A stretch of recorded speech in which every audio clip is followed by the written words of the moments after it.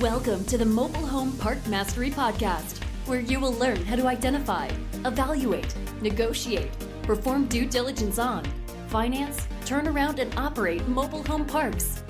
And now, here is your host, the fifth largest mobile home park owner in the United States, Frank Rolfe. We all know the story of Dr. Jekyll and Mr. Hyde, a good-natured doctor who, when taking a potion, it unleashes his inner demon, and he goes from good to bad and then back to good again when the potion wears off. This is Frank Rolfe of the Mobile Home Park Mastery podcast series. We're starting a three-part episode on the impact of slight changes in deal variables. Because as you'll see in a moment, some very normal things you'll find in mobile home parks can make the deal go from good to bad, just with very slight adjustments of the facts of that one item. And in this, our first part of the three-part series, we're going to talk about park-owned homes. Now, you might say, what's a park-owned home? These are mobile homes that are owned along in conjunction with the park itself. So basically, homes, when you buy the park, that come with it. Typically, they're things that mom and pop bought at one point and brought in and sold or rented. And other times, they're homes that other people owned who then later vacated the park for whatever reason, and mom and pop took those homes through abandonment proceedings. So basically, any home that comes with a park is called a park-owned home. Now, we've talked in the past episodes that you have to separate the lot rent from the personal property rent in these things. So basically, you've got the lot rent, which is the rental of the land, and then you have the amount on top of that, which is the personal property rental, because mobile homes, in fact, are personal property. They are not real property. So let's start on the front end. We just run with the assumption that the lot rent and the home rent must be separated, and that the value of the park and the cap rate that can be applied to it is all based on the real property income, which is lot rent, never on the personal property rent. So, but giving that assumption, let's look at how we can change the deal from good to bad and back again based on some very slight changes in the deal variables. Let's start off with the lot rent. Now, one of the great things about park-owned homes is that the person in the home has no idea the allocation of how much of their rent that they pay you goes towards lot rent. So let's assume we're looking at a mobile home park where the lot rent is currently $200 a month, but the market lot rent is $400 per month, and the home is currently renting for $600 per month. So we're saying that park-owned homes, is it good or bad? Well, if you're buying the park and the market's at $400 and the lot rent's at $200 and the home rents for $600, then it's good because I can internally raise that rent on the customer without their knowledge, without any pushback because they don't care, because I will internally allocate from that $600 of rent they pay, $400 to lot rent as opposed to $200. And in so doing, I've doubled the amount of income. So that's great, right? Of course, it would be, but let's look at some other scenario. Let's say that my lot rent is in the park already running at $400, and the market's at $400, and the park-owned home income is also at $400. We had a deal just like that a few years ago. Craziest deal. The homes were renting for $300 per month, but the lot rent in the market was more than $395 a month. So there was no way to reallocate really and make any sense of it. I'd have to go to the customer and say, here, buy the home, and your rent doesn't change $1. And that's what we had to do, and people were not happy, and we lost many people out of there. So sometimes that lot differential can be good, but sometimes there's no lot differential there. And then sometimes you can't even make a differential between what the home is renting for and the lot rent. So it can go from being very attractive in the case of a $200 rent in a $400 market with a $600 home cost to being not good at all if the lot rent is at $400, the market's at $400, and the home's rent for $400. So, but changing the lot rent, that's one variable that really can help you. Now, another is the age of the homes themselves. Typically, in a mobile home park, homes from the 1970s are worth about $1,000 to $4,000 each. 1980s homes, $5,000 to $10,000 each. 1990s homes, $10,000 to $15,000 each. And homes from the 2000s and new are typically $15,000 to $25,000. So when I look at the value of those homes, just as personal property, in other words, I'm not going to, in the sake of this exercise, put any of the income from that into the lot rent. I'm simply going to say to myself, okay, well, this park has X number of park-owned homes, and they're at least worth some amount of cash as personal property. But look how different the age of the homes impacts that. If you said, I've got 10 park-owned homes and they're all from 1990s, then I might say, well, they might be worth $100,000 to $150,000. But simply changing the age of the homes to 1970s might make them only worth $10,000 to $40,000. That's a huge change. That's a 10-for-1 change in valuation. So again, the age can Dr. Jekyll and Mr. Hyde your deal significantly. Let's say that you wanted to pay $500,000 for the park, and mom and pop says, no, I must have $600,000, but it comes with 10 park-owned homes. Well, the deal will probably work if they're from the 1990s or the 2000s, but it probably won't work if they're from the 1970s. So the age of home is huge. What about the condition? There's another Dr. Jekyll and Mr. Hyde. Let's assume that you've got a 1980s home that you say is worth $5,000. Well, that might be a $5,000 asset if it's in perfect condition. But if I have to go in and rehab that home at a cost of $5,000, then it really isn't worth anything at all. I put $5,000 in it only to resell it for $5,000, and my net profit is in fact zero. You know, our typical cost, our average cost in rehabbing a home is $4,000. Typically 2,000 parts and 2,000 labor. So what that means is a 1970s home in poor condition that's worth $1,000, I might lose $3,000 per home just in rehabbing them enough to sell them. And before you say, well, can't you just sell them as they are? Well, in some states, the answer is no. There's what's called the minimum habitability warranty, and that means you've got to bring the home up to minimum standards. In those states that have that law, typically what that means is you can have no holes in the roof or ceilings, a couple small holes in the floor. You have to have hot water and cold water, a bathtub, a sink, a toilet, a heater, and air conditioning unless the window's open. And you can't sell anything regardless of price unless you meet those conditions. So often, the condition is set in stone by state mandate. But the bottom line is, if the homes are in poor condition, instead of those being an asset, those homes might be a liability, a huge Jekyll and Hyde change. Dr. Jekyll, the good guy, would say, oh, those homes are all worth, some amount of money in positive. But then again, if you change the condition, you become the evil Dr. Hyde, and the homes, instead of being an asset, are in fact a liability.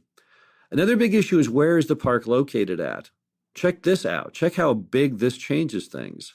If you've got a 1980s home in Arkansas, you'll be lucky to get $5,000 for it. But if you have that same home in Colorado, even a small town of Colorado, that home might sell for $20,000 or $30,000. Now, the reason is simple, because a median home in Arkansas might only be $80,000 for a stick-built home, but in Colorado, it might be $300,000 or $400,000. And it's just supply and demand. When the homes are really expensive, you have a greater pool of people needing to buy inexpensive homes, and thus you end up with a much higher price point. Where's the highest in America? Well, you can probably guess. Los Angeles area. The homes at that park in Malibu called Point Dume often sell for around $400,000. So that shows the differential from about $400,000 in Southern California. That same home, same year in another state might only be worth $4,000. So again, a huge Jekyll and Hyde change in valuation, even based on geographically where the home is located at. Now, here's another Jekyll and Hyde change. The sheer number of homes and the management woes associated with those, because we all know that park-owned homes are the hardest thing in a mobile home park to manage. The land is simple. You rent the lot out. All you have to provide is a functional road, water, sewer, electrical access, and sometimes gas, and your job is done. But when you have a park-owned home, it's different. If it's a rental home, you have to make repairs. When the homes go vacant, whether you're trying to sell or rent them, you have to rehab the home, run the ads, show the home, and when you have an interested customer, do a credit application, and ultimately do the actual paperwork itself. And even then, you have to worry, will they stick, or will they in fact default, and I'll get the home back once again. So even though the homes might be a positive, so even if you're in Colorado where the homes are worth $20,000 per home for those old 80s homes, it may create such a management hassle that you still don't really value those assets very highly. Most people I know would rather have a park with no park-owned homes than one with park-owned homes where the park-owned homes are worth money. So people are literally willing to walk the value of the homes simply to avoid the hassle of having to deal with them. So it's very Dr. Jekyll and Mr. Hyde on that frontier. Now, here's another thing. Who owns the homes? Now, if you're not in the mobile home park business, you wouldn't think that matters much. I mean, who cares who owns the homes? Because the homes aren't worth much anyway, so why do I care? Well, the problem is if you have one person own most of the homes, now they have you over a barrel. Let me give you a real life example.